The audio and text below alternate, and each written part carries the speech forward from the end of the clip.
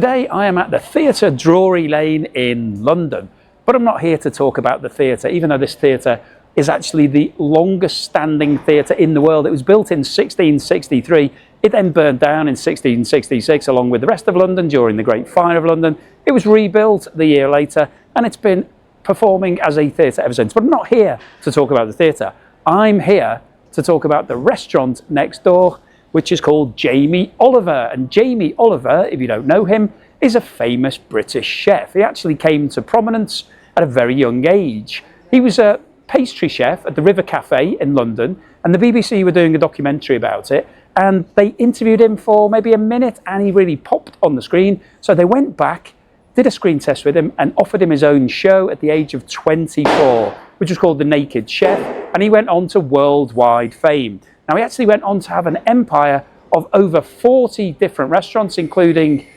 Jamie's Italian and the restaurant called 15 that he developed as a social enterprise to basically help people who didn't really have many options after school, because Jamie Oliver is famously dyslexic. He left school at 16 and went on to be a multimillionaire chef. Now, unfortunately for him, his empire came to an end in 2019. Nothing to do with COVID. It was just to do with a downturn on the high street. He was struggling for footfall and he had debts of around 37 million. And it was reported that he put £12.7 million of his own money to try and save the restaurant group. But unfortunately, he couldn't. All of those restaurants closed. And he's now opened this as his comeback restaurant. Now, it's been operating for the past 2 years, so it's obviously going quite well. And this building next door is actually owned by the same building as the Theatre Drury Lane, and it's all owned by Andrew Lloyd Webber, who's a very famous person. He wrote lots of different musicals, including Cats, Starlight Express, Phantom of the Opera, Joseph and His Technicolor Dreamcoat. So Andrew Lloyd Webber has made a lot of money. He owns 6 of these theatres in London, and he owns this building next door, but he leases it out to Jamie Oliver for his new restaurant, Jamie Oliver. That's what it's called. Keep it simple. So let's go inside and see what Jamie Oliver is like and whether or not this lives up to the price tag.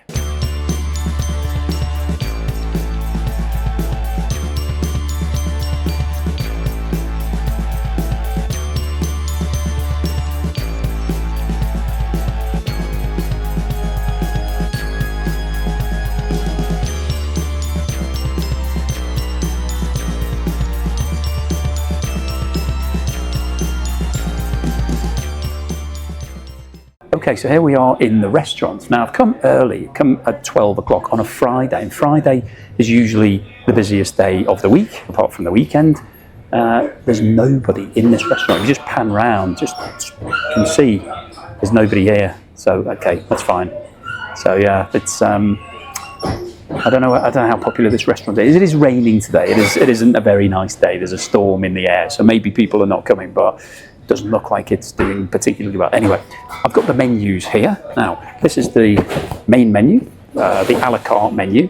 And the thing about Jamie Oliver is that it's traditional British cooking. Because of his heritage, he comes from Essex and he grew up in a pub where his mum and dad served food, so that's how he got into food. He then went to catering college when he was 16 and became a chef. He learned in some very good restaurants. But his whole ethos is trying to do nice, posh British food.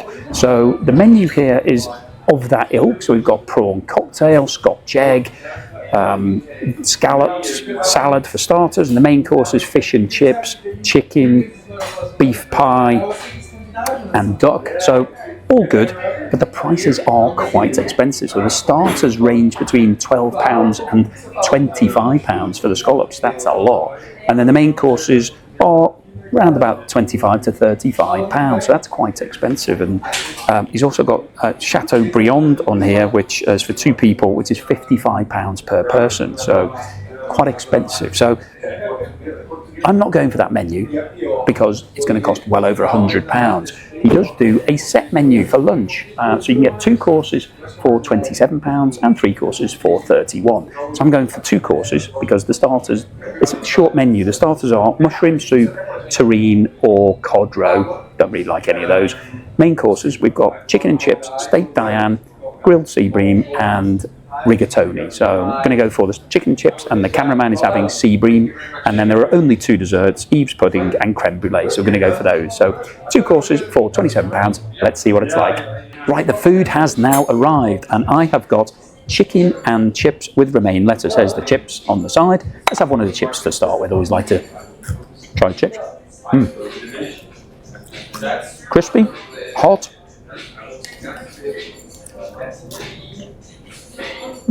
Nice. I would classify this more of a fry than a chip. It's a bit thinner than my normal chip. Very nice there. Right then. Okay, here's my chicken, which has been butterflied, so it's been cut down the middle and opened up. Got some lettuce with it, romaine lettuce with some Parmesan cheese and a really big piece of lemon, which I do like. I think lemon adds a bit of flavour to everything, doesn't it? But food looks amazing. Looks really good. Like the plate. Let's taste a bit of this chicken. It's been char grilled, so it's deliberately blackened, so you can see it's not been burnt. That's it's meant to be. Nice and thin. That's what you get when you butterfly it. You cut it, and then you can sort of smash it down a bit, so it's nice and thin, easy to cook.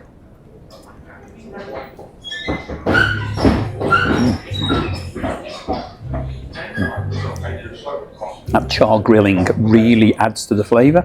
That's the initial burst of flavour. When you put it in, you can sort of taste that barbecue type flavour. If you've ever cooked any meat outside on your barbecue, that sort of comes a little bit char grilled and tastes a little bit of charcoal. Really nice. The chicken, been well cooked.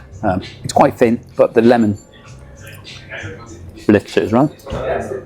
Have a bit of this lettuce. Looks good quality. Looks like it's got some anchovies on the top here, so nice big anchovy. Don't know whether you like anchovies. I'm not a massive fan, but I'll try it because that's the way Jamie Oliver wanted it to be. So I'll go with his expertise on that.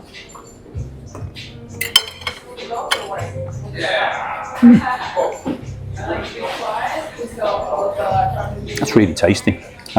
Cheese works really well. I'm not a massive fan of anchovies. I'm getting a really fishy anchovy taste now. Not my favourite, but that's nothing to do with the dish. I think it's good quality anchovy, good quality lettuce, just not my preference. So I like this. This is really nice. It's a sort of modern twist on a British classic. Thank you very much. Modern twist on a British classic. So it's chicken and chips, but it's not like chicken and chips that I used to get when I was a kid, where it just put on the plate. This is a bit more upmarket, so quite like that. Now, the cameraman has got sea bream, so I'm just going to steal that for a second, because whilst we're here, let's try the sea bream as well. Take my knife and fork. Right, okay, let me just clean my knife because it's got quite a lot of Parmesan cheese on it. Wow, this looks amazing. So it's sitting on a bed of mash with some chives, and then we've got really nice pesto sauce with it. So let me just have that. Sorry, I just knocked that on the floor. Let's try a bit of this sauce. It does look really good. I mean, it's crispy on the top, which is just what you want when you've got a fillet of fish like this.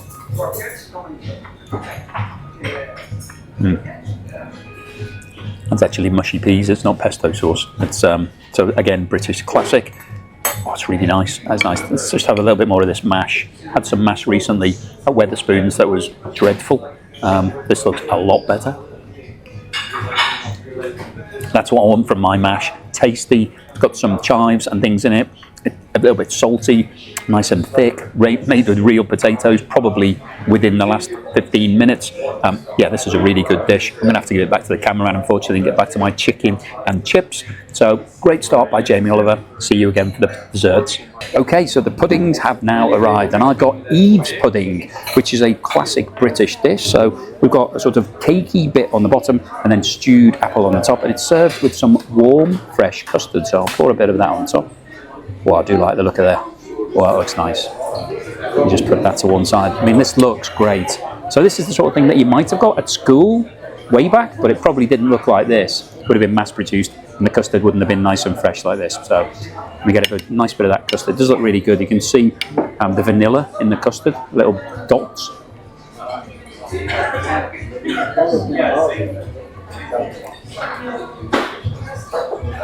Wow, that's like an explosion of flavour. So the cake is really light and fluffy, really nice, melts in the mouth. The apple, some of it has been left as real apple, so it's sort of crunchy, and then there's a compote as well. Just the right temperature, just slightly warm, and there's custard. Let me have a little bit more of that because it's so nice. Have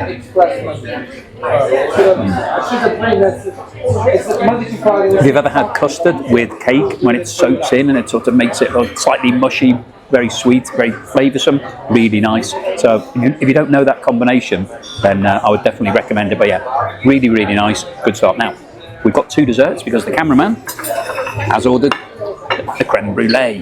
Now, crème brûlée, quite flash. We've got nice sugar snap tweel on the top, some blackberries and a bit of mint, and then let's make sure that it's, let me just remove that for a second.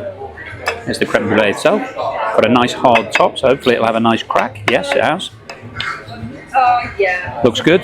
Nice bit of custard. It's nicely blowtorched on the top. It's just how I like it. Let's see what it tastes like.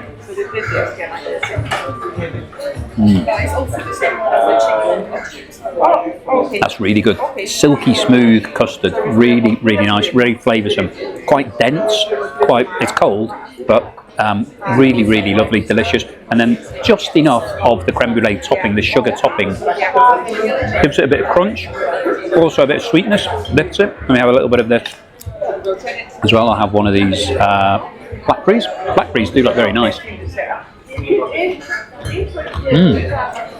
It's really tasty.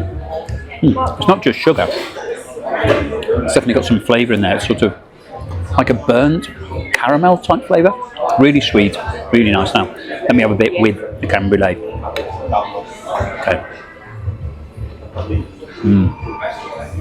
Double crunch, double sweetness. Obviously my sugar levels are going to spike after this, but it's worth it. So these desserts are really good. Let me finish them and I'll see you for the wrap up. Okay, so here I am at the end of the meal at Jamie Oliver, and they very kindly allowed me to do some filming in the event space here, which is down the side, which is actually a really nice space, really high ceilings. And as I said at the start of today's video, this is actually part of the Drury Lane Theatre next door, so it's all part of the same building. There's actually a little side entrance here that you can walk in and go to the Drury Lane restaurant, which is a bit posh and a bit staid. It seemed a bit boring in there, so I wouldn't recommend that. I think Jamie Oliver is a much better place to come to. But this is an amazing building. I think this part of it, the actual restaurant, was added in the Edwardian period, which is at the start of the 1900s. So I think it's about 1905, so about 120 years ago. This part was built. That part was built in 1667 or something like that. So it's ancient, but it doesn't feel ancient. It's been really nicely modernised. The whole thing was closed down in 2019, just before COVID, and they did a full refurbishment, which took 2 years, and opened after COVID had finished. So lucky on the timing, because they missed the time when all the theatres had closed because of COVID. So what did I think of Jamie Oliver's signature restaurant? In fact, it's his only restaurant now, because unfortunately all of his other restaurants went bankrupt back in 2019 before COVID. He had those financial difficulties, so he's had to close down, and he's reopened this one. Well, I have to say, inside here, interior is fantastic. Really nice space, really upmarket, feels quite modern. They're playing nice music, it's a lively feel. It was very empty when I first arrived. It's filling up a little bit now. It's sort of around 1:30 now. So it's filling up now, but still not packed. So I don't think it's smashing it in terms of the revenue. But what about the food? That's the most important thing. That's what I'm here to talk about. I have to say, the menu, the short menu for the set lunch, was good. It's quite short, but it had a lot of choice on there. So I went for main course and the dessert, because you get 2 for £27, which I thought was a good deal. I didn't really like the look of many of the starters. Could have had them as well for an extra £4, but didn't do that. So we had the chicken and chips. Now the chicken had been butterflied, really nicely charcoaled, came with some fantastic chips, really tasty. The lettuce was very fresh, had some great cheese on there. Didn't really like the anchovy, but it did say anchovies and I didn't say take them off, so that's my fault. Chicken was really, really tasty. Overall, really good dish, and plenty of food, because one of the problems with these set menus is you can get sucked into buying some sides. So you think, oh, I better get some broccoli or something else on the side. You don't need it. There's plenty of food in a 2-course menu. You do not need any of those sides. So I didn't get any, didn't need them. The other thing we had was the sea bream, which came with a really nice mash. Fantastic mash, way better than Wetherspoon's mash. If you've seen my Wetherspoon's video, check that out if you haven't. The Christmas lunch one, awful. The mash there was dreadful. The mash here, fantastic, really tasty. Came with a really nice pea puree. I initially said it was pesto because it looked like it wasn't. And the sea bream had been cooked fantastically, really crispy skin on the outside, very fresh fish, really nice and light and flavoursome. The desserts were equally good. We had crème brûlée, perfectly cut, formed, really tasty, really sweet. Came with that nice little sort of caramelized snap, tasty, with some fresh blackberries. And then we have some the Eve's pudding, which was very light cake with some apple compote and some sliced apple on top, with a lovely fresh custard. So overall, food was amazing. I don't say that very often, but it was really, really good. And I think £27, what do I think of that? Let's have a look at the bill, because it was £27 for the set lunch. But of course, there's always some service. Now, I had tap water, which I think is the top tip if you're coming to these expensive restaurants.